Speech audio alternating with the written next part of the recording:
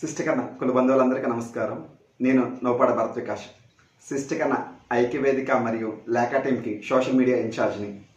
ఈరోజు అయ్యన్న మహాంతి రామకృష్ణారావు గారు సిస్టికన్న welfare association అడ్వైజర్గా ఈ మధ్యనే పదవి తీసుకున్నారు. So sir, first of all congratulation sir. ధన్యవాదాలండి. లేఖా టీంకి మీ విలువైన సమయాన్ని కేటాయించినందుకు చాలా ధన్యవాదాలు సార్. అది నా అదృష్టం అని భావిస్తున్నానండి. సార్, ఫస్ట్ మీ గురించి సార్, మీ జర్నీ ఎప్పుడు స్టార్ట్ అయింది? నా పేరు చెప్పున్నారా అయ్యనమాత రామకృష్ణారావు. నా స్వగ్రామం అమరవెల్లి, శ్రీకాకుళం జిల్లా. కాలేజ్ ఎడ్యుకేషన్ వరకు అక్కడే చేశాను. తర్వాత గూడూరు, నెల్లూరు జిల్లాలో సిరామిక్ టెక్నాలజీలో డిప్లొమా చేశాను. తర్వాత డిగ్రీ కూడా చేశాను. గుజరాత్లో ఒక ప్రైవేట్ కంపెనీలో పనిచేస్తూ మోర్బీ ఇంజనీరింగ్ కాలేజీలో, లగ్దీర్జీ ఇంజనీరింగ్ కాలేజ్ అంటారు, అసిస్టెంట్ లెక్చరర్కి కూడా నేను ఉద్యోగం చేశాను.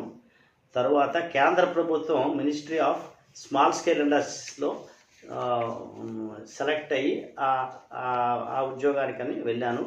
మొదట రాంచీలో చేశాను. అక్కడి నుంచి వేరు ప్లేసెస్లో చేసి విభిన్న పదవుల్లో చేస్తూ డైరెక్టర్గా రిటైర్ అయ్యానండి. ఇప్పుడు దాన్ని డైరెక్టర్ మినిస్ట్రీ ఆఫ్ ఎంఎస్ఎంఈ లో నేను రిటైర్ అయ్యాను. మిమ్మల్ని ఎప్పుడు చూస్తుంటాం, ఎప్పుడు చూసినా సరే మీరు చాలా వరకు జూమ్ మీటింగ్స్లో కనిపిస్తూనే ఉంటుంటారు.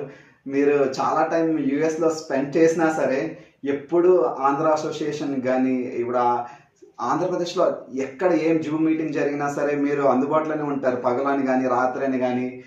సార్, అసలు దీని గురించి, అసలు జూమ్ మీటింగ్లో కూడా ఇంత యాక్టివ్గా ఈ ఏజ్లో ఉండడానికి దాని గురించి చెప్పండి సార్. మనోబలం అదొకటే నాదే. నేను ఎప్పుడు ప్రతి దానికి ధైర్యంగా ఉంటాను. ఏ కష్ట సుఖాలు వచ్చినా ధైర్యంగా ఎదుర్కొంటాను. అదే నా మనోబలం. అయితే సిస్టికన్న కులం అంటే నాకు అభిమానం మొదటి నుండి. ప్రతి జూమ్ మీటింగ్ ఎందుకు వస్తానంటే నేను నేర్చుకోవాల్సిన చాలా ఉన్నాయి. దాంట్లో ఒక్కొక్క వ్యక్తి, ఒక్కొక్క నిష్ణాతులు ఉంటారు. వాళ్ళు చెప్పే విషయాల్లో చాలా కొత్త విషయాలు కూడా ఉంటాయి. ఇప్పుడు జీవితం అనేది నేర్చుకోవడంలోనే జీవితం అంతా గడిచిపోతుంది. ఆ నేర్చుకునే దాంట్లోనే మనం మన జీవితాన్ని కూడా నడుపుకుంటాం. ఒకరికి మంచి జరగాలని చూస్తాం. ఇప్పుడు ఒకరికి మంచి జరగాలంటే మన దగ్గర ఉండే, మనం నలుగురి దగ్గర ఏదో నేర్చుకొని దాన్ని అవగాహన చేసుకొని దాన్ని ఎలా కార్యరూపం చేయాలో అది చూస్తాను నేను. సార్, ఇప్పుడు ఏపీ సిస్టికన్న వెల్ఫేర్ అసోసియేషన్లో అడ్వైజర్గా మీరున్నారు. అక్కుమాంత రాజా గారి టీంలో మీరు చేస్తున్నారు. సో మిమ్మల్ని ఆ టీంలో అడ్వైజర్గా మీ పాత్ర గురించి చెప్పండి సార్. సిస్టికన్న వెల్ఫేర్ అసోసియేషన్కి ఒక మంచి ప్రెసిడెంట్గా వచ్చారు ఇప్పుడు అక్కుమాంత రాజా గారు. ఆయన మిత భాష అయినా కూడా కార్యశీలి. ఆయన ఒక కార్యక్రమం చేయాలంటే కూలంకషంగా దాన్ని అధ్యయనం చేసి ఆ టీం మెంబర్స్తో డిస్కస్ చేసి అప్పుడు దాన్ని కార్యరూపంలో దాల్చడానికి ముందుకుంటారు. నేను వారితో గత 2-3 మీటింగ్స్లో పాడేరు వెళ్ళాను, రాజమండ్రి వెళ్ళాను. ఇంకా పర్సనల్గా వాళ్ళ ఇంటి దగ్గర కూడా చాలా డిస్కస్ చేశాం. ఫ్యూచర్ కార్యాచరణ ఎలా చేసుకోవాలి. ఆయన వ్యూస్ చెప్పారు. ఆయన వ్యూ నా వ్యూస్ ఇంచుమించు ఏకీభవించాయి. సో ఆయన ఉండే పాజిటివ్ యాటిట్యూడు మన అసోసియేషన్ని ఇంకా పై మెట్టుకు తీసుకెళ్ళగే కెపాసిటీ రాజా గారికి ఉందని నా విశ్వాసం అండి. అందుకనే ఆయన్ని చాలా లైక్ చేస్తారు కూడా. నేను ఒక మంచి వ్యక్తిగా, మంచి స్నేహితుడిగా నాకు ఒక వ్యక్తి దొరికినందుకు చాలా సంతోషంగా ఉందండి. సిస్టికన్న అసోసియేషన్స్లో మీ జర్నీ ఎలా స్టార్ట్ అయింది? ఆల్మోస్ట్ 45 years జర్నీ మీది, లాంగ్ జర్నీ. ఇప్పటికీ నాకు తెలిసి 77 years మీకు. ఈ 77 years ఎలా ట్రావెల్ చేశారు? ఎక్కడెక్కడ ఏ అసోసియేషన్స్తో మీరు ట్రావెల్ చేశారు చెప్పండి సార్. హైదరాబాద్లో ఉద్యోగరీత్యా ఉన్నప్పుడు ఆంధ్రప్రదేశ్ సిస్టికన్న అసోసియేషన్ అని ఉండేదండి ఒకటి. ఆ పిక్నిక్లకి, కార్తీక వనభోజనాలకు మాత్రమే వెళ్ళేవాడిని. ఆ ఎగ్జిక్యూటివ్ బాడీలో ఎప్పుడు నేను లేను. నేను కుక్కట్పల్లిలో ఉండేవాడిని హైదరాబాద్లో. ఆ మీటింగ్కి వెళ్ళినప్పుడు కొంతమంది ఏంటంటే ఏదో వచ్చారు, భోజనం చేశారు, వెళ్ళిపోయారు, ఎవరో నలుగురు మాట్లాడారు, వెళ్ళిపోయారు తప్పించి కులం గురించి అవగాహన ఉన్నా కూడా కులం గురించి చర్చించే వాళ్ళు కనబడేవాళ్ళు కాదండి. అప్పుడు నాకు ఒక ఆలోచన వచ్చిందండి. నేను ఆ ప్రపోజల్ పెట్టి, హైదరాబాద్ ఒక మహానగరం, ఈ మహానగరాన్ని 4 జోన్లుగా మార్చండి. 4 జోన్లలో మేము కుక్కట్పల్లి జోన్గా మేము అక్కడ నుంచి పటాన్చేరు వరకు మేము వర్క్ చేస్తాము. అలాగే మల్కాజ్గిరి ఏరియా ఉంది, అక్కడ ఒక జోన్ పెట్టండి. వనస్థలిపురం ఉంది, ఒక జోన్ పెట్టండి. సెంట్రల్ జోన్ ఒకటి పెట్టండి, అక్కడే మన సిస్టర్ కర్నల్ ఎక్కువ కాన్సన్ట్రేషన్ ఉంది అని చెప్తే వాళ్ళు దానికి ఏకీభవించలేదు. అప్పుడు ఆ పరిస్థితుల్లో మేమేం చేసామంటే బిహెచ్ఎల్ గార్డెన్లో కుక్కడపల్లి జోన్ అనేసి ఒక సపరేట్ గ్రూప్ ఫార్మ్ అయ్యి ఒక మీటింగ్ పెట్టామండి. ఆ మీటింగ్ కనీసం 2000 వరకు వచ్చున్నారు. డబ్బీరి కృష్ణారావు గారు నేతృత్వంలో పెట్టాము. అది నేను, హరగోపాల్ గారు, డబ్బీరి కృష్ణారావు గారు, తర్వాత సదాశివన్ వెంకటేశ్వర గారు, మన నలుగురు కలిపి ఆ అసోసియేషన్ స్థాపించామండి. దాని పేరు సిస్టర్ కర్నల్ వెల్ఫేర్ అసోసియేషను. ఇప్పటికీ ఉంది దాంట్లో హైదరాబాద్లో. అలాగే అంచెలంచెలుగా ఎదిగి అది ఆల్ ఇండియా లెవెల్లో పేరు ప్రఖ్యాతలు బాగా వచ్చింది. ఎందుకు వచ్చిందంటే మేము చేసే కార్యాచరణ చాలా చక్కటి కార్యక్రమాలు చేయడం వల్ల. అది కాకుండా ఒక వెబ్సైట్ క్రియేట్ చేసాం, sisterkarnam.com అని ఒక వెబ్సైట్ కూడా క్రియేట్ చేసాం. దాని కార్యరూపం చేసింది కూడా నేనేనండి. సో ఆ వెబ్సైట్ ద్వారా మొత్తం ఆల్ ఇండియా లెవెల్లో ఇంకెవరికి వెబ్సైట్ లేదండి. ఆ వెబ్సైట్ ద్వారా మంచి మంచి పేరు వచ్చింది. పేరు ఎందుకు వచ్చిందంటే మేము ఇచ్చే సర్వీస్ బట్టి వచ్చిందండి. మేము ఏ టైంలో కూడా ఎవరికైనా ఏ సర్వీస్ కావాలన్నా పర్టికులర్గా నేను వివాహ వేదిక చూసేవాడినండి. వివాహ వేదిక ఒక ముఖ్యమైన ఘట్టం జీవితంలో, వివాహం. సో దానికోసం వధూవరుల ఎంపికలకి గణపంతనలు, నామ నక్షత్రాలు, జన్మ నక్షత్రాలు ఇవన్నీ కూలంకషంగా పరిశీలించి వాళ్ళకి అడ్వైజ్ ఇచ్చేవాళ్ళం అండి. సార్, ఈ మధ్యన మీరు sister Karnams a chronicle of gotrams and family names అని చెప్పేసి ఒక మంచి బుక్ అయితే రూపొందించారు సార్ మీరు. అది చాలా బాగుంది. సిస్టర్ కర్నల్ సంఘాల్లో ఈ బుక్ అయితే మాత్రం వెళ్తుంది. చాలా చూడడానికి కూడా లోపల మంచి మెసేజ్లు ఉన్నాయి, సిస్టర్ కర్నల్ గోత్రాల గురించి అన్నీ ఉన్నాయి. సార్ దీని గురించి ఎంత వర్కౌట్ చేశారు సార్? ఎన్ని రోజులు వర్కౌట్ చేశారు సార్? 2 సంవత్సరాలు వర్క్ చేశానండి అమెరికాలో ఉంటూ. నాకు ఎలా అనిపించిందంటే సిస్టర్ కర్నల్ చరిత్ర గురించి పూజ్యులు పెద్దలు చాలామంది రాస్తున్నారండి. కానీ వాళ్ళు ఒక 3 జిల్లాల్లో గోత్రాల గురించే తీసుకున్నారు. మనకి 13 జిల్లాలు ఉన్నాయి. 13 జిల్లాల్లో కూడా మన సిస్టర్ కర్నలు వేరువేరుగా స్ప్రెడ్ అయి ఉన్నారు. సో ఆ గోత్రాలు, ఇంటి పేర్లు కనీసం మనకి 550 పైన ఇంటి పేర్లు ఉన్నాయండి. అది చాలామందికి తెలియదు. గోత్రాలు అనేది చాలామందికి తెలుస్తుంది, ఎందుకంటే కామన్గా ఉంటాయి కాబట్టి. అవన్నీ కలిపి ఒక పుస్తక రూపంగా తెస్తే పర్టికులర్గా వివాహ చేయవలసిన పిల్లలకి, ఆ పేరెంట్స్కి ఒక క్రానికల్ లాగా ఉంటుంది. అది దాంట్లో ఏ ఇంటి పేరు కావాలన్నా సరే వాళ్ళు అక్కడ చూసుకోవచ్చు. దీని నా అనుభవం ఏంటంటే, నేను వివాహ వేదిక నేను హైదరాబాద్లో ఉన్నప్పుడు చేశాను. ఈరోజు కూడా నాకు చాలామంది వస్తుంటారు, ఫోన్ చేస్తుంటారు. దాంట్లో ప్రతి ఒక్కరు అనేది ఇంటి పేరు ఉందా, ఇంటి పేరు లేదా అటువంటి క్వశ్చన్లు వేసేవాళ్ళు. అందుకని చాలామందికి అన్ని ఇంటి పేర్లు అవగాహన ఉండదండి. దాన్ని దృష్టిలో పెట్టుకునే నేను ఈ పుస్తకం రాశాను. ఈ పుస్తకం ప్రింట్ కూడా చేయించాను. నేనే నా ఖర్చుతో చేయించానండి. నాకెవరు స్పాన్సర్ తీసుకోలేదు. ఎందుకంటే పెద్ద ఖర్చుతో కూడిన పని కాదు ఇది. ఏదో ఒక తక్కువ అమౌంట్లోనే అయిపోయింది. తక్కువ పుస్తకాలు తయారు చేశాను. అయితే ఏంటంటే నా దగ్గర పీడిఎఫ్ ఫార్మ్లో ఉంటుంది. ఈ బుక్ని పీడిఎఫ్ ఎవరికి కావాలన్నా నేను పంపగలను. ఎవరైనా నన్ను నా నంబరుకి సంప్రదించవచ్చు. నా నంబరు 9849392925. నాకు అందరూ చేసేది అంటే ఈఆర్కే రావు గానే అందరికీ పరిచయం అండి, దేశం అంతా. Sir, every month first Sunday release అవుతున్న లేఖ మ్యాగజైన్ మీరు చూస్తుంటారా? 2 భాషల్లో రిలీజ్ అవుతుంది, తెలుగులో మరియు ఇంగ్లీష్లో. ఆ లేఖ మ్యాగజైన్ మీరు చూస్తుంటారా? చూస్తే ఆ మ్యాగజైన్ గురించి మీ అభిప్రాయం ఏంటి సార్? లేఖ టీం ఆమె దయచేసి నాకు పర్సనల్గా పంపిస్తారండి మ్యాగజైను. వారికి ముందు ధన్యవాదాలు తెలుపుతాను. లేఖలో చాలా చక్కగా ఎడిటింగ్ చేస్తున్నారు, అన్ని విషయాలు క్రోడీకరిస్తున్నారు. వాళ్ళు టీము చాలా సంయమనంతో ప్రతి విషయాన్ని మన సిస్టర్ కర్నల్లో ఏ మారుమూలలో ఏ ఈవెంట్ జరిగినా కూడా సేకరించి దాన్ని ఒక పుస్తక రూపంలో ప్రచురించడం వల్ల మున్ముందు తరాలకి చాలా ఉపయోగం అవుతుందండి. ఆ పుస్తకం ఎప్పుడు నేను చదువుతాను. వాళ్ళకి నాకు పర్సనల్గా పంపించినందుకు కూడా వాళ్ళకి ధన్యవాదాలు చెప్తున్నానండి. నేను ఎంఎస్ఎంఈ మినిస్ట్రీలో డైరెక్టర్గా రిటైర్ అయ్యాను.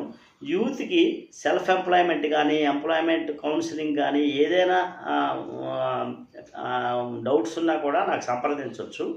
నేను తప్పకుండా ఏ టైంలో అయినా చెప్తాను. ఇండియాలో కాదు, అమెరికాలో అయినా. నా వాట్సాప్ నంబర్ కూడా అదే 9849392925. సార్ మీరు యూత్ గురించి అన్నారు కాబట్టి నేను స్ట్రైట్గా ఒక క్వశ్చన్ అడుగుతా ఉంటున్నా సార్. మీరు మోస్ట్ ఆఫ్ ది టైం యూఎస్లోనే ఉంటారు. మీరు ఈవెన్ జూమ్ మీటింగ్లో అయినా సరే ఒకవేళ యూత్ అందరూ ఒక జూమ్ మీటింగ్లో ఫామ్ అయ్యి మీకోసం ఏమైనా అడ్వైస్ కోసం ఏమైనా ప్రోగ్రామ్ ఏమైనా చేస్తే మీరు దానికి సపోర్ట్ చేస్తారా? తప్పకుండా అండి. యూత్ని సపోర్ట్ చేయడం అది ఒక ఆనందం అండి. ఎందుకంటే వాళ్ళు భావి తరాల్లో మనకన్నా ముందు ఉండేవాళ్ళు. మనం వాళ్ళ వెనక నుంచి వాళ్ళని నడిపిస్తాం వాళ్ళని. కాబట్టి యూత్ సపోర్ట్ చేసే ఏ ప్రోగ్రామ్కైనా సరే నేను అటెండ్ అవుతానండి. నాకు తెలిసిన సలహాలు కానీ, నాకు తెలిసిన విషయాలు కానీ, వాళ్ళు ప్రశ్నించిన విషయాలకు కానీ నాకు తెలిసినంత వరకు వాళ్ళకి చెప్తానండి. ముఖ్యంగా ఏంటంటే 2 రకాలు ఉన్నాయి, ఎంప్లాయ్మెంటు, సెల్ఫ్ ఎంప్లాయ్మెంటు. మన శిష్టకరణాల్లో ఏంటంటే పేరెంట్స్ సపోర్ట్ ఎప్పుడు ఎంప్లాయ్మెంట్ వైపే ఉంటుందండి. కారణం ఏంటంటే మనకి అంత డబ్బు లేదు. మన కుటుంబాలంతా లోవర్ అండ్ అప్పర్ మిడిల్ క్లాస్లోనే ఉన్నారు, హైఫై ఫ్యామిలీస్ కారు. కాబట్టి సెల్ఫ్ ఎంప్లాయ్మెంట్ పెట్టాలంటే ఫినాన్స్ కావాలి. దానికోసం వాళ్ళు కొంచెం వెనకంజ వేస్తారు. సెల్ఫ్ ఎంప్లాయ్మెంట్ అంటే అది రిస్క్తో కూడిన పని అది. ఎందుకంటే సక్సెస్ అవ్వచ్చు, కాకపోవచ్చు. సక్సెస్ రేటు అవుతుందో లేదని భయంతో వీళ్ళు ముందడుగు వేయలేకపోతున్నారు. కానీ కొంచెం ధైర్య సాహసాలతో ఉండే యూత్ సెల్ఫ్ ఎంప్లాయ్మెంట్ కూడా వెళ్ళొచ్చు. సెల్ఫ్ ఎంప్లాయ్మెంట్ అంటే పెద్ద పరిశ్రమలు పెట్టాలనే లేదు. చిన్న కిరాణా దుకాణం పెట్టినా కూడా సెల్ఫ్ ఎంప్లాయ్మెంట్ అవుద్ది అది. అంటే అలా అని అందరూ కిరాణా దుకాణాలు పెట్టాలని కాదు. మీకు ఏదైతే మీ అవగాహన ఉంటుందో, దేంట్లో మీ కెపాసిటీ బాగుంటుందో ఆ ఏరియాని ఎంచుకొని మీరు సెల్ఫ్ ఎంప్లాయ్మెంట్ చేస్తూ నలుగురు మన శిష్టకరణాల యూత్కి ఉద్యోగాలు ఇచ్చినట్టు కూడా అవుతుందండి.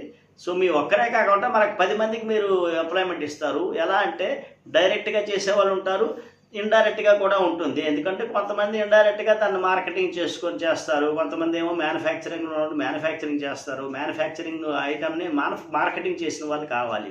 వాళ్ళు మార్కెటింగ్ చేస్తే ఇండైరెక్ట్గా వస్తారు. ఆ విధంగా ఏంటంటే ఒకరు సెల్ఫ్ ఎంప్లాయ్మెంట్ పెట్టినప్పుడు 20 నుండి 25 మంది యూత్కి వాళ్ళు మార్గదర్శకులు అవుతారు. అది గ్రేట్నెస్ అవుతుంది అన్నమాట. అందుకని సెల్ఫ్ ఎంప్లాయ్మెంట్ వాడకుండానే మోటివేట్ చేయాలి.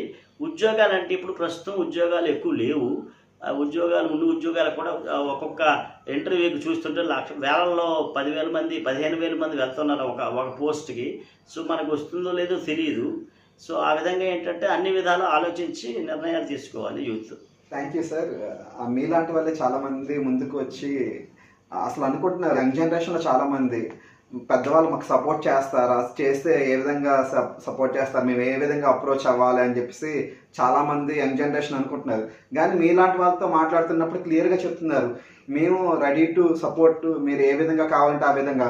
అటు ఎంప్లాయ్మెంట్ డైరెక్ట్ బిజినెస్ విషయంలోనే కావచ్చు, లేదు మీరు సెంట్రల్ గవర్నమెంట్ జాబ్స్ రాస్తారా, స్టేట్ గవర్నమెంట్ జాబ్స్ రాస్తారా, గవర్నమెంట్ మనలో చాలామంది గవర్నమెంట్ ఉద్యోగస్తులు కూడా ఉన్నారు. మేము గవర్నమెంట్ ఎలా ప్రిపేర్ అవ్వాలి, ఎటు సైడ్ వెళ్ళాలి ఏంటి అని చెప్పి అడ్వైజ్ ఇవ్వడానికి కూడా చాలామంది ప్రజెంట్ అయితే రెడీగా ఉన్నారు సార్. చూస్తున్న యూత్ కూడాను ఏఆర్కే రావు సార్ లాంటి వాళ్ళని అప్రోచ్ అయ్యి మీ తాలూకా అడ్వైజ్లు అయితే మీరు తీసుకోవచ్చు సార్. ఈ విషయంలో చాలా థ్యాంక్స్ సార్, మీరు యంగ్ జనరేషన్కి సపోర్ట్ చేస్తున్నందుకు.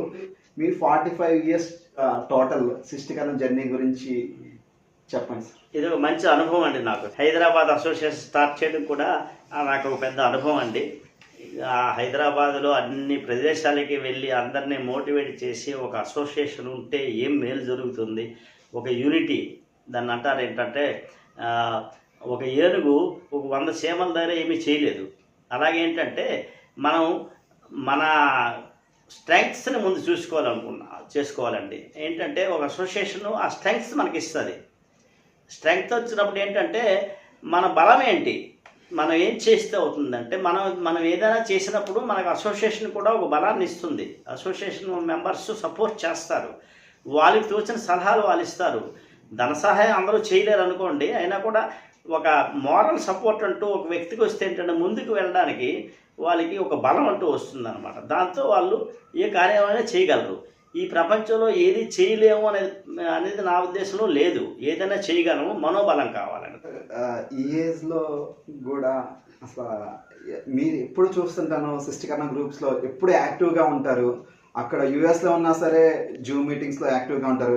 పోనీ ఇండియాకి వచ్చినా సరే ఖాళీగా ఉంటారా అని చెప్పి అంటే నిన్న మాకు వాట్సాప్ గ్రూప్ ఓపెన్ చేస్తే విజయనగర శిష్టీకరణ అసోసియేషన్ మీటింగ్ ఏదో పెడుతుందంటే నేను వస్తాను అని చెప్పేసి పెట్టారు. హైదరాబాద్ వెళ్ళిపోతుంటారు, పాడేరు వెళ్ళిపోతుంటారు. ఎప్పుడు అసలు ఇంత బిజీ లైఫ్ మీరు అనేది గడుపుతున్నారు. అసలు ఇప్పటికి కూడా మీ కుల సంఘాలకి నేను ఏమైనా సేవ చేయాలి, ఏదో విధంగా సపోర్ట్ చేయాలని చెప్పి నిజంగా చాలా ఇన్స్పిరేషన్గా అనిపిస్తుంది సార్. దీని గురించి మీరు కుల పిచ్చి అనుకోండి. కులం అంటే నాకు అభిమానం అండి. నేను కులం కోసం అన్ని సమయాల్లో నా సమయాన్ని వెచ్చించగలనండి. అమెరికాలో ఉన్నా కూడా అక్కడ మన కులం చాలా తక్కువ మంది ఉన్నారు. కానీ అన్ని గ్రూపుల్లో ఉంటాను. అన్ని గ్రూపుల్లో నాకు తోచింది చెప్తానండి. కొందరికి నచ్చవచ్చు, కొందరికి నచ్చకపోవచ్చు. నేనైతే ఫ్రాంక్గా చెప్తానంటే మనసులో ఒకటి పెట్టుకొని బయటకొని మాట్లాడే రకం కాదు. నేను నా క్లియర్ కట్ ఒపీనియన్ చెప్తాను.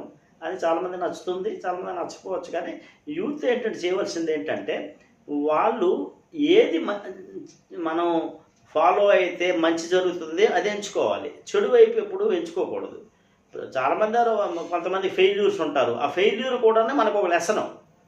మన లైఫ్లో ఏదో ఒక దగ్గర ఫెయిల్ అయ్యాము. ఆ ఫెయిల్ అయితే ఏంటి అవుతుంది, అది ఒక ఎక్స్పీరియన్స్ లాగా వస్తుంది అనమాట. అది ఒక అనుభవం వస్తుంది మనకు. Failure is an experience only, not a bad thing. కాబట్టి ఫెయిల్యూర్ని ఎప్పుడు మీరు ఆలోచించొద్దు. ఫెయిల్యూర్ గురించి ఆలోచిస్తే అవుతుంది మన ఫెయిల్యూర్ వైపే చూస్తుంటాం. అంతేగాని నేను ఈ పని చెయ్యగలను, నేను ఎందుకు చేయలేననేసి మీరు క్వశ్చన్ చేసుకోండి. మీరు హూ యామ్ ఐ అంటే నేను ఎవరిని, నా స్ట్రెంగ్త్స్ ఏంటి, నా వీక్నెసెస్ ఏంటి, అవి చూసుకోవాలన్నమాట. మన స్ట్రెంగ్త్స్ ఏంటి, మన మనోబలం, మనం చదువుకునే చదువు, మనకుండే నాలెడ్జ్. అందుకని ఏంటంటే నాలెడ్జ్ని పెంచుకోవాలి. మీరు ఏ ఫీల్డ్లోకి వెళ్ళాలన్నా కూలంకషంగా ఆ ఫీల్డ్లో నాలెడ్జ్ని పెంచుకోవడం ఫస్ట్ థింగ్ అండి. నాలెడ్జ్ ఆ విషయం మీద ఒక ప్రోడక్ట్ ఉందనుకోండి. ఫర్ ఎగ్జాంపుల్ ఎదురుకుండా నాకు మొబైల్ ఫోన్ కనిపిస్తుంది. ఆ మొబైల్ ఫోన్ నేను తయారు చేయగలనా లేకపోతే కొనుక్కొని వాడుకోగలనా? నేను తయారు చేయాలంటే నేనేం చేయాలి దానికోసం? మొబైల్ ఫోన్ తయారు చేయాలంటే కొన్ని వందల పార్ట్స్ ఉంటాయి దాంట్లో. ఆ పార్ట్స్ని ఎలా సంయమనం చేయాలి? అదే కాకుండా మొబైల్ ఫోన్ వాడుతున్నాను అనుకోండి. మొబైల్ ఫోన్ వాడుతుంటే ఎలా వాడాలి మొబైల్ ఫోన్? చాలా చెత్తగా కూడా వాడచ్చు, మంచిగా కూడా వాడచ్చు. కానీ దాన్ని మనం మంచిగా అలవాటు చేసుకోవాలన్నమాట. దానికి ఏమంటారంటే పాజిటివ్ మైండ్ సెట్ ఉండాలి ఎప్పుడు. మనోధైర్యం, పాజిటివ్ మైండ్ సెట్. నేను ఈ పని చెయ్యగలను అని వెళ్తే తప్పకుండా మనం చేయగలమండి. నేను కూడా ఒక చిన్న ఉద్యోగం నుంచే గ్రో అయ్యానండి. ఎలా గ్రో అయ్యానంటే నేను ఎందుకు గ్రో కాకూడదన్న ప్రశ్న నాకు నేనే వేసుకునేవాడిని. దాంతో ఏమంటే దానికోసం పగలు రాత్రి కష్టపడేవాడిని. ఆ విధంగా నేను గ్రో అయ్యానండి. ప్రతి ఒక్కరూ అలాగే గ్రో అవుతారండి. టెక్నాలజీని ఉపయోగించుకోవడం కూడా యూత్కి రావాలి, నెక్స్ట్ జనరేషన్కి రావాలి అని చెప్పేసి. నెక్స్ట్ దీనికి ఇంకో విషయం అనుసంధానిస్తాం సార్. మన శిష్టీకరణ అసోసియేషన్లో ఇప్పుడు శిష్టీకరణలోని శిష్టీకరణ లేక టీం కానీ శిష్టీకరణ ఐక్యవేదిక టీం కానీ ఈ టెక్నాలజీని ఉపయోగిస్తూ ఈ టెక్నాలజీ ద్వారా మన శిష్టీకరణ బంధువులందరినీ ఒకే చోటకి చేర్చాలి. ఎక్కడెక్కడ ఏవో మీటింగ్స్ జరుగుతాయి వాళ్ళందరినీ ఒకే చోట అవన్నీ ఒక మ్యాగజైన్లో వేయాలి. ఎక్కడ ఏ చిన్న ఏ మారుమూల ప్రాంతంలో ఏ మీటింగ్ జరిగినా సరే ఆ మీటింగ్ గురించి మన శిష్టీకరణ ఇండియాలో ఉన్న ప్రతి ఒక్కరికి తెలియాలి అనే ఉద్దేశంతో శిష్టీకరణ లేక మ్యాగజైన్ ఒకటి స్టార్ట్ చేయడం జరిగింది. అది 4 years అయింది శిష్టీకరణ లేక మ్యాగజైన్ స్టార్ట్ చేసి. దానికి ఇంకొక స్టెప్ నెక్స్ట్ జనరేషన్ ఫార్వర్డ్కి తీసుకుంటూ ఈ టెక్నాలజీని యూజ్ చేసుకుంటూ మన శిష్టీకరణ నాయకుల్ని డైరెక్ట్గా మన శిష్టీకరణ బంధువులందరినీ డైరెక్ట్గా చూపించే ప్రయత్నం అనేది శిష్టీకరణ లేఖ అనేది డైరెక్ట్ చేస్తుంది సార్.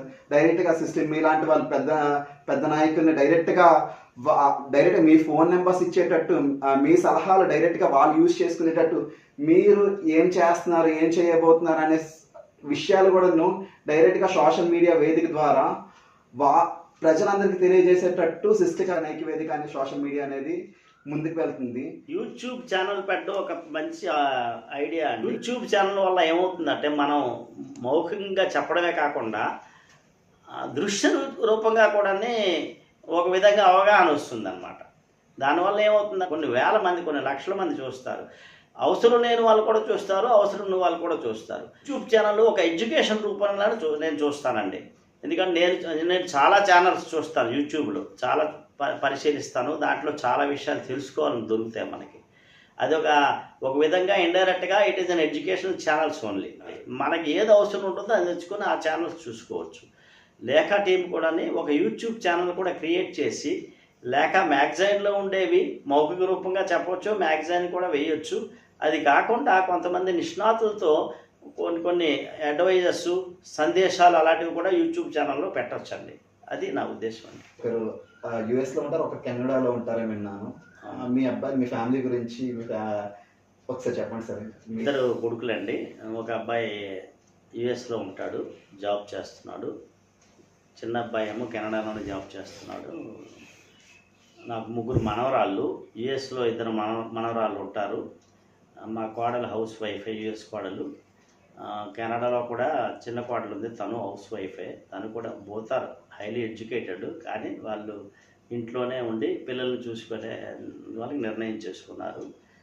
2 అబ్బాయిలు జాబ్స్లో ఉన్నారు, మంచి ఉద్యోగాల్లో చేస్తున్నారు. మన సిస్టర్ కన్నా బంధువులందరికీ ఏమైనా చెప్పాలనుకుంటున్నా? నేను ఎప్పుడు యూత్ పైన ఫోకస్ చేస్తాను. కారణం ఏంటంటే మనకి ముందుండే వాళ్ళే.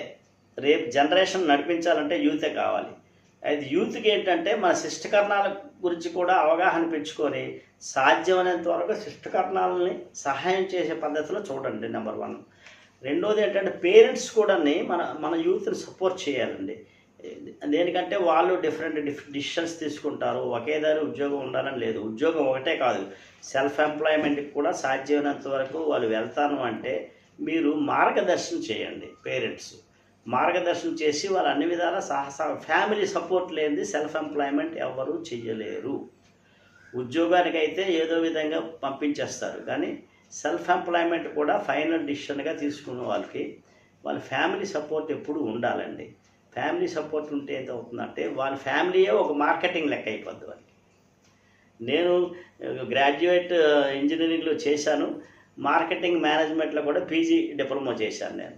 కాబట్టి 2 వైపులో నాకు అవగాహన కొద్దిగా గొప్ప ఉంది. అది కాకుండా ఏంటంటే లైఫ్ అంతా అడ్మినిస్ట్రేషన్లోనే ఉన్నాను, మోస్ట్లీ సెంట్రల్ సర్వీసెస్లో.